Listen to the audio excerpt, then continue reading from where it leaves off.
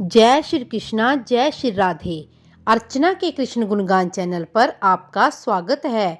आज मैं आपको पाप मोचनी एकादशी 2023 दिन, तिथि, शुभ मुहूर्त, पूजा विधि और महत्व और उसके साथ उसकी व्रत कथा सुना रही हूँ। पौराणिक धार्मिक शास्त्रों के अनुसार चैत मास के कृष्ण पक्ष की एकादशी को पाप मोचनी एकादशी कहा जाता है। पाप मोचनी एकादशी रंग पंचमी और नवरात्रे के मध्य आती है। वर्ष 2023 में पाप मोचनी एकादशी 18 मार्च दिन शनिवार को मनाई जाएगी। चैत कृष्ण एकादशी यानी पाप मोचनी एकादशी के दिन भगवान विष्णु की पूजा की जाती है। मान्यता के अनुसार पाप मोचनी एकादशी को पापों का नाश करने वाली माना जाता है। इस व्रत को करने से तन मन की शुद्धि होती है। साथ ही व्रत के दौरान गलत कार्यों को नहीं करने का संकल्प भी लिया जाता है और इससे जीवन में सारे दुख दूर हो जाते हैं। इस व्रत से मानसिक शांति मिलती है और इसकी कथा का श्रवण करने मात्र से समस्त पापों का नाश हो जाता है। हिंदू मान्यताओं के अनुसार हर माह के शुक्ल और कृष्ण पक्ष की 11वीं तिथि को एकादशी का व्रत रखा जाता है। इस दिन पूरे विधि विधान से पूजा अर्चना करते हुए उपवास रखा जाता है। वैसे तो पूरे वर्ष भर में 24 एकादशी व्रत होते हैं और हर व्रत का अपना अपना अलग महत्व होता है।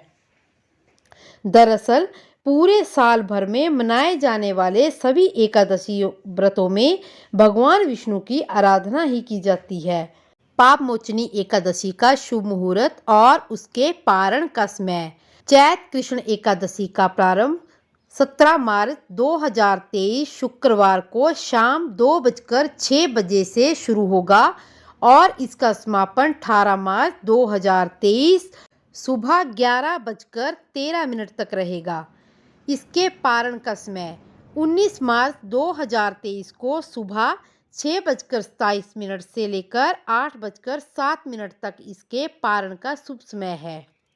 पाप मोचनी एकादशी के दिन सुबह जल्दी उठकर स्नान करने के बाद पीले वस्त्र धारण करके व्रत करने का संकल्प लें।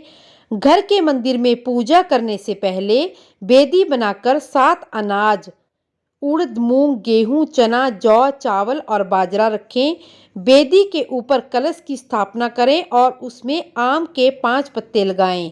अब वेदी पर भगवान विष्णु की मूर्ति या तस्वीर की स्थापना करें और भगवान विष्णु को पीले फल, फूल और तुलसी के पत्ते अर्पित करें। पाप मोचनी एकादशी के दिन रात्रि में शयन नहीं करना चाहिए, बल्कि भजन कीर्तन करते हुए जागरण करना चाहिए। शाम के समय विष्णु भगवान की आरती उतारने के बाद फलाहार ग्रहण करें। अगले दिन ब्राह्मण और गरीब को भोजन कराएं और दान दक्षिणा करके विदा करें। इसके बाद खुद भी भोजन करके व्रत का पारण करें। अब मैं आपको एकादशी की व्रत कथा सुनाती हूँ। पाप मोचनी एकादशी कथा के अनुसार प्राचीन समय में चित्ररथ नामक एक रमणीक वन था। इस वन में देवराज इंद्र गंधर्व कन्याओं तथा देवताओं सहित स्वच्छंद विहार करते थे। एक बार मेधावी नामक ऋषि भी वहां पर तपस्या कर रहे थे। वे ऋषि शिव उपासक तथा अप्सराएं शिव द्रोहिणी अनंग दासी अनुचरी थी। एक बार कामदेव ने मुनि का तप भंग करने के लिए उनके पास मंजू घोषा नाम की अप्सरा को भेजा। युवावस्था वाले मुनि अप्सरा के हाव भाव, नृत्य, गीत तथा कटाक्षों पर कामोहित हो गए। रति क्रीड़ा करते हुए उन्हें 57 वर्ष व्यतीत हो गए। एक दिन मंजू घोषा ने देवलोक जाने की आज्ञा मांगी। उसके द्वारा आज्ञा मांगने पर मुनि को भान आया और उन्हें आत्मज्ञान हुआ कि मुझे रसाताल में पहुंचाने का एकमात्र कारण अप्सरा मंजू घोषा ही है। क्रोधित होकर उन्होंने मंजू घोषा को पिशाचनी होने का श्राप दे दिया। श्राप सुनकर मंजू घोषा ने कांपते हुए ऋषि से मुक्ति का उपाय पूछा। तब मुनि ने पाप मोचनी एकादशी का व्रत रखने को कहा और अप्सरा को मुक्ति का उपाय बताकर पिता चयवन के आश्रम में चले गए। पुत्र के मुख से श्राप देने की बात सुनकर चयवन ऋषि ने पुत्र की घोर निंदा की तथा उन्हें पाप मोचनी चैत्र कृष्ण पक्ष की एकादशी का व्रत करने की आज्ञा दी।